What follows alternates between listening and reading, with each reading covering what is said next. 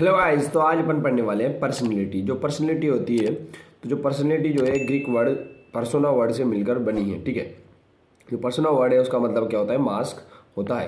यानी पर्सनैलिटी किससे मिलकर बनी है? ग्रीक वर्ड से मिलकर बनी है पर्सोना, जिसका मतलब होता है मास्क। जो ग्रीक ड्रामा होता है वहाँ पर मास्क का यूज किया जाता है।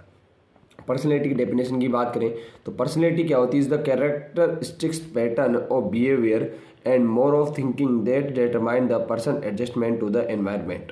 कि पर्सनैलिटी क्या है? कि जो बिहेवियर है किसी भी जो इंडिविजुअल का क्या बिहेवियर है, उसका क्या होता है? उसका कैरेक्टरिस्टिक्स पैटर्न होता है। उसका क्या होता है? लक्षण का पैटर्न होता है, उसका तरीका होता है कि उसके बिहेवियर का कैरेक्टरिस्टिक्स पैटर्न होता है। और मोर ऑफ थिंकिंग में बात करें तो अगर ज़्यादा so that determine the person adjustment to the environment. कि ये क्या करता है? जो पर्सनैलिटी होती है वो निर्धारित करती है पर्सन की कैसे एडजस्ट कर रहा है एनवायरनमेंट में, वो बताती है कौन? पर्सनैलिटी। तो पर्सनैलिटी को अपन अगर ऐसे माने तो पर्सनैलिटी क्या होती है? क्वालिटी होती है किसी भी इंडिविजुअल के बिहेवियर की टोटल क्वालिटी होती है। टोटल क्वालिटी होती है किसी भी जो व्यक्ति के बिहेवियर की। और ये अपने वो जो किसी भी व्यक्ति की पर्सनैलिटी क्या दिखाती है? हैबिट्स, कि वो कैसी उसकी हैबिट्स क्या क्या है, थिंकिंग कैसे सोचता है वो कोई भी व्यक्ति, एटीट्यूड कैसा है उसका, उसके इंटरेस्ट किस किस में है, इंटरेस्ट क्या है, और कैसे कोई भी काम को करता है, और उसकी जो फिलोसफी ऑफ लाइफ है वो किस प्रकार दिखाई देता है, वही क्या है? उसकी पर्सनैलिटी है किसी भी व्यक्ति की, कि वो किस प्रकार है, उसकी जो हैबिट है, उसकी थिंकिंग है, किस प्रकार उसका एटीट्यूड है, वही क्या होती है? पर्सनैलिटी होती है।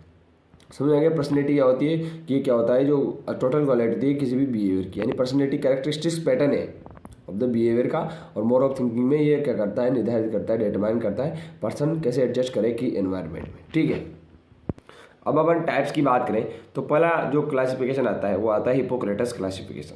हिपोक्रेटस वैज्ञानिक था, उसने 4 भागों में क्या बांटा? लोगों को बांटा कि 4 प्रकार के लोग अपन को दिखाई देते हैं। पहला आता है सैंग्वाइन, फिर आता है phlegmatic, melancholic, choleric. Sanguine, phlegmatic, melancholic, choleric. ये इसका जो ट्रिक है वो है S sanguine, V phlegmatic, M melancholic और सी मतलब कोलेरिक। ठीक है, sanguine, phlegmatic, melancholic, choleric, SPMC। Sanguine, phlegmatic, melancholic, choleric. ठीक है, सैंग्वाइन, फ्लेजमेटिक, मेलनकोलिक, कोलेरिक। मेरे साथ दोहराओ, सैंग्वाइन, फ्लेजमेटिक, मेलनकोलिक, कोलेरिक। सैंग्वाइन जो होते हैं वो क्या होते हैं? हैप्पी होते हैं। क्या होते हैं? हैप्पी होते हैं, ऑप्टिमिस्टिक होते हैं, चेयरफुल, हमेशा हंसते रहते हैं। ठीक है, तो वो सैंग्वाइन होते हैं। फ्लेजमेटिक की बात करें तो कोल्ड होते हैं, काम होते हैं, स्लो, बहुत ही स्लो होते हैं। ठीक है, फ्लेजमेटिक बहुत ही स्लो होते हैं। और जो मेलनकोलिक होते हैं, सैड होते हैं, डिप्रेस्ड होते हैं और सेल्फ लोड होते हैं। ठीक है, सैड होते हैं, बहुत ही सैड होते हैं।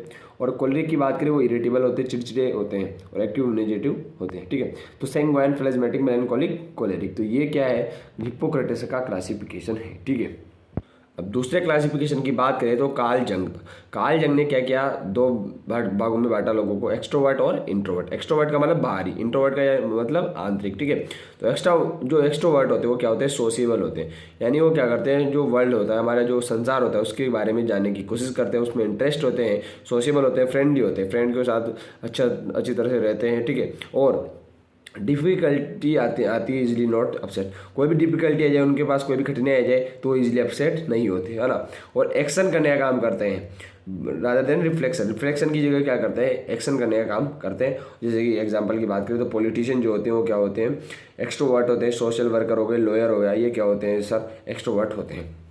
अब इंट्रोवर्ट की बात करें तो इंट्रोवर्ट जो होते हैं हाईली सेंसिटिव होते हैं। कोई भी बात अगर आप उनसे कह दोगे वो नाराज हो जाते हैं जल्दी। ठीक है, introvert.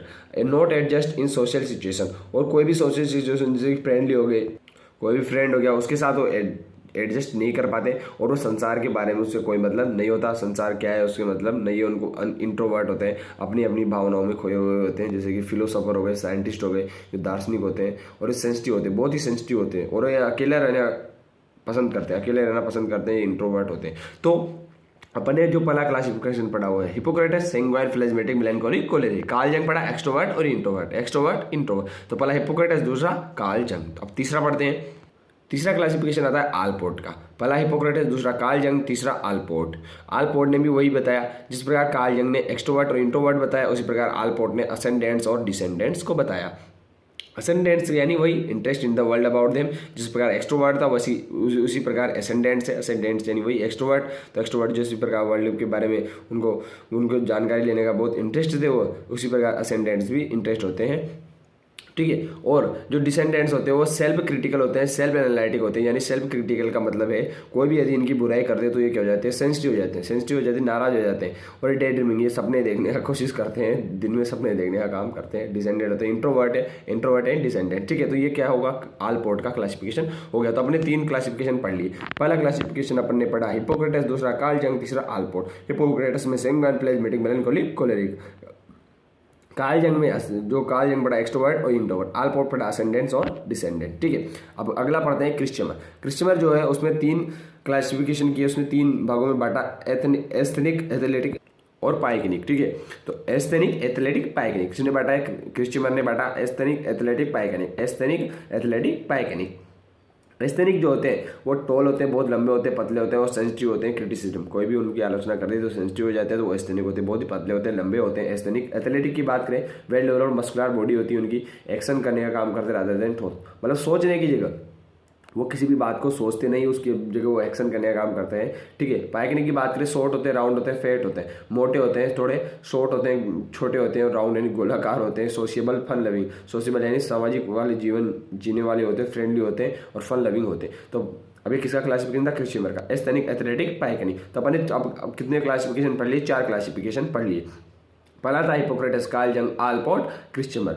Hippocrates, Carl Jung, Allport, Kretschmer. ठीक है, हिपोक्रेटस ने क्या दिया, 4 भागों में बांटा, कौन कौन से, sanguine, phlegmatic, melancholic, choleric. Carl Jung ने बांटा एक्सट्रोवर्ट, इंट्रोवर्ट। आलपोर्ट ने बांटा असेंडेंट्स, डिसेंडेंट्स। और क्रिश्चियमर ने एस्थेनिक, एथलेटिक, पाइकेनिक। ठीक है, अब लास्ट क्लासिफिकेशन आता है विलियम सेल्डोन। विलियम सेल्डोन क्या बताता है, एंडोमॉर्फ, मीजोमॉर्फ एंड एक्टोमॉर्फ। जिस प्रकार जो क्रिश्चियमर था उसने 3 भागों में बांटा था, एस्थेनिक, एथलेटिक, जो पाइकेनिक, उसमें उसी प्रकार एंडोमॉर्फ, मीजोमॉर्फ, एक्टोमॉर्फ इसने बांटा। एंडोमॉर्फ जो होता है हाईली डेवलप्ड बट वीक होता है, बहुत ही कमजोर होता है, soft PAT, sociable and relax होता है। जिस प्रकार उसने पाइकेनिक बताया था उस प्रकार ये एंडोमॉर्फ होता है।